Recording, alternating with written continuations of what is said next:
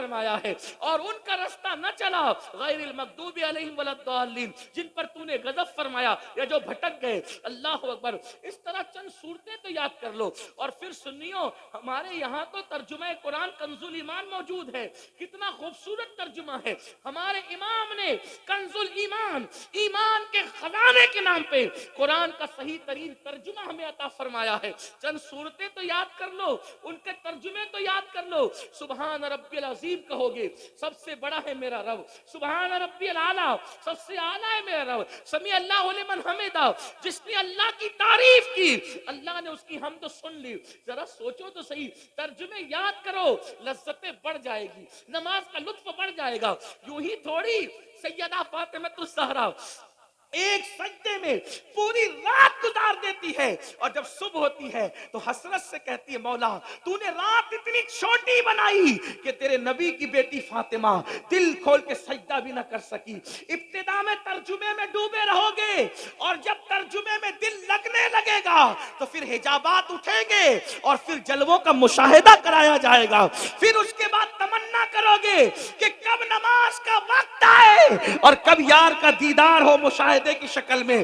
آپ جانتے ہیں خدا کا دیدار تو ان ماتھے کی آنکھوں سے دنیا میں ممکن نہیں ہے، مگر رابعہ بصری کہتی ہے اللہ اکبر کہتی ہوں اس وقت تک سورہ فاتحہ شروع نہیں کرتی جب تک رب اکبر کا مشاہدہ نہیں کر لیتی، اس کے بعد سورہ فاتحہ شروع کرتی۔ نماز نماز ہے۔ کسی نے کہا ملتا ہے کیا نماز میں؟ سجدے میں جا کے دیکھ، ذرا سجدے کی لذت تو دیکھو۔ میں کہتا ہوں لذت سجدہ ہے کیا؟ بیٹا شہید ہو گیا، بھتیجے شہید ہو گئے، پورا کنبہ لٹ گیا، سب لٹنے کے بعد امام حسین کو اپنا پورا وجود چھلنی ہونے کے بعد بھی سجدے کی لذت نہیں بھلائی، تو امام نے کچھ اور نہیں کیا بلکہ اپنی پیشانی کو زمین میں رکھ کے خدا کی بارگاہ میں سجدہ کر کے بتا دیا اگر اس سے زیادہ لذت والی کوئی چیز ہوتی تو حسین کی توجہ اس طرف جاتی۔ سجدے کی لذت کو محسوس کرو۔ ارے نادان، سجدہ وہ ہے کہ جب کوئی بندہ سجدہ کرتا ہے، میرے آقا فرماتے ہیں جب بندہ سجدہ کرتا ہے تو خدا اور بندے کے درمیان کے جتنے پردے ہیں سارے پردے اٹھا دیے جاتے ہیں، بندہ سب سے زیادہ قریب حالت سجدہ میں ہوتا ہے۔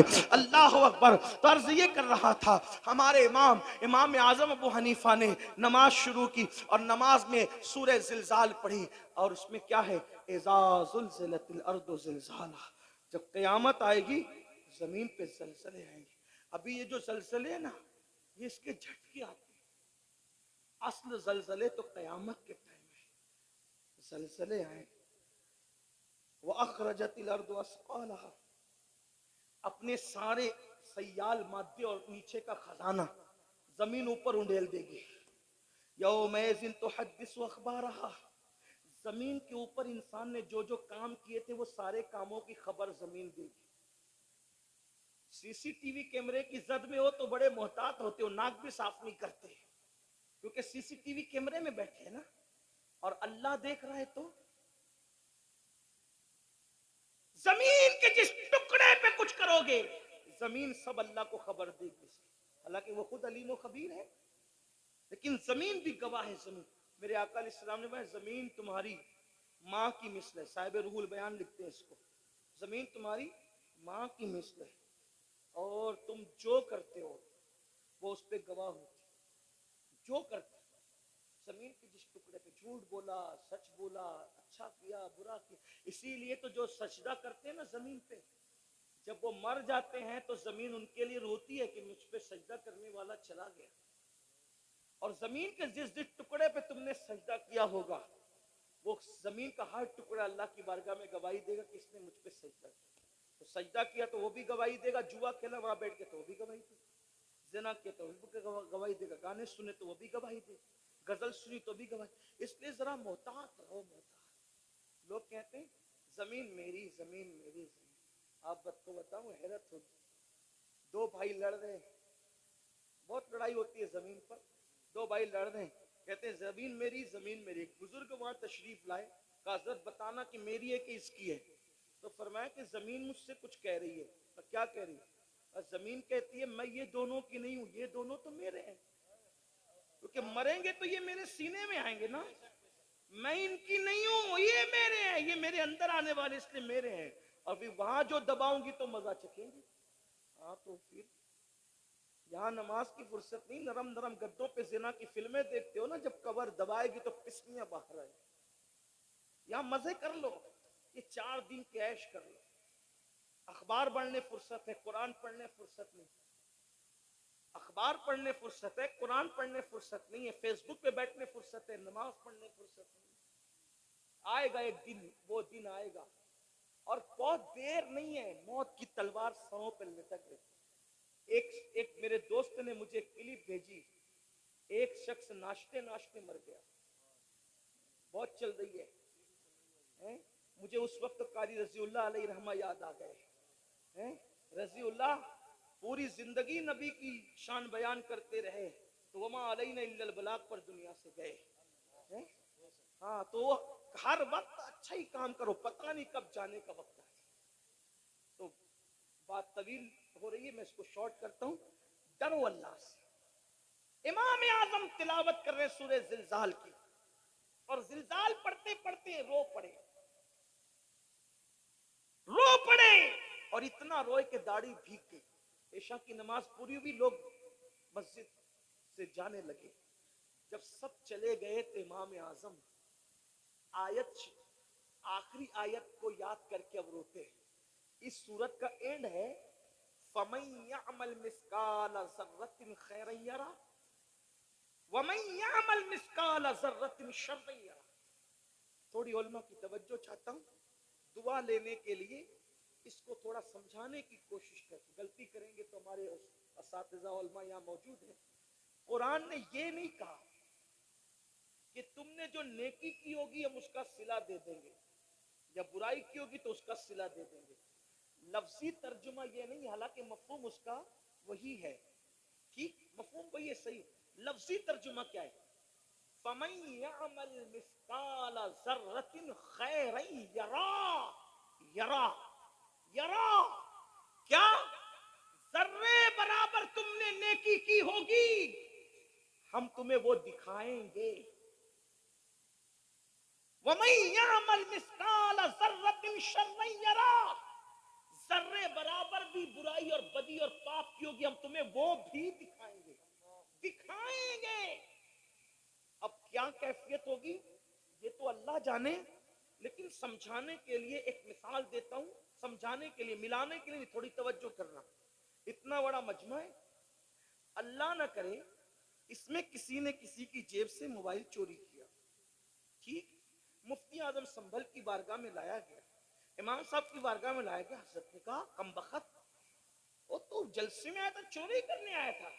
نہیں حضرت، یہ سب جھوٹے ہیں، جھوٹ بات بولتے ہیں، میں نے کوئی چوری نہیں کی، میں تو جلسے میں آیا تھا، آپ لوگ کی زیارت کے لیے بیان سننے آیا۔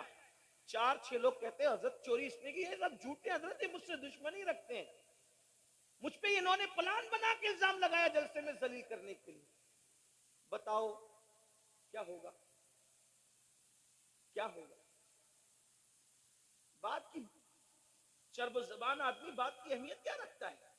لیکن ایک بندہ کسی کی موبائل سے، کسی کی جیب سے موبائل نکال رہا ہے، دوسرے ہوشیار نے اپنا موبائل نکال کے اس کی ویڈیو شوٹنگ کرنا شروع کر دی۔ جیسے ویڈیو شوٹنگ کی، حضرت اس نے چوری کیا، حضرت نے یہ جھوٹ بول رہے ہیں، سب جھوٹ بول رہے ہیں، میرے دشمن ہیں، چوری کیا۔ وہ کہے حضرت رکو میں کچھ نہیں کہتا، یہ دیکھو، یہ دیکھو، اب اس کی جیسی شوٹنگ ویڈیو دیکھی، کہا یہ دیکھ، بولو اس کا کیا حال ہوگا؟ انکار کر سکے گا؟ بلا تمثیل، بلا تمثیل، بلا تمثیل، ملانے کے لیے، سمجھانے کے لیے، جو کچھ اچھا برا کر رہے ہو قدرت کے کیمرے میں سب قید ہو رہا ہے، اور اللہ بتائے گا یہ دیکھ، وہ جو سوال ہوگا نا کیا کیا کیا تھا، بتائے گا یہ دیکھ، یہ دیکھ، اللہ اکبر، استغفر اللہ، اپنے زنا کا کیا ہوا منظر جب وہاں دکھایا جائے گا تو کیا، اپنی پی ہوئی شراب کا منظر، اپنی کی ہوئی چوری کا منظر، अपने छिकी हुई बदियों का मंजर, अपने खाए हुए हराम का मंजर, उस वक्त वहां 1 2 10 20 लोग नहीं होंगे, अंबिया, औलिया, सहाबा, नेक बद सभी होंगे। सोचो उस वक्त क्या होगा, उस दिन के लिए क्या भेज रहे हो, क्या भेज रहे हो। देखो नेक लोग क्या करते हैं। सैयदना इमाम आजम अबू हनीफा दाढ़ी पकड़ के कहते, अल्लाह तू कहता है कि क़यामत के दिन नेकी बदी जर्दे बराबर की होगी, तो दिखा तू नोमान से क्या पूछेगा और नोमान क्या जवाब देगा। फिर अपनी दाढ़ी पकड़ कर कहते, अल्लाह नोमान के बुढ़ापे पे रहम फरमा। मौला मैं तुझे अपने अमल का जवाब नहीं दे सकूंगा, मौला तू नोमान के बुढ़ापे पे रहम फरमा, मैं अपने अमाल का हिसाब नहीं दे सकूं।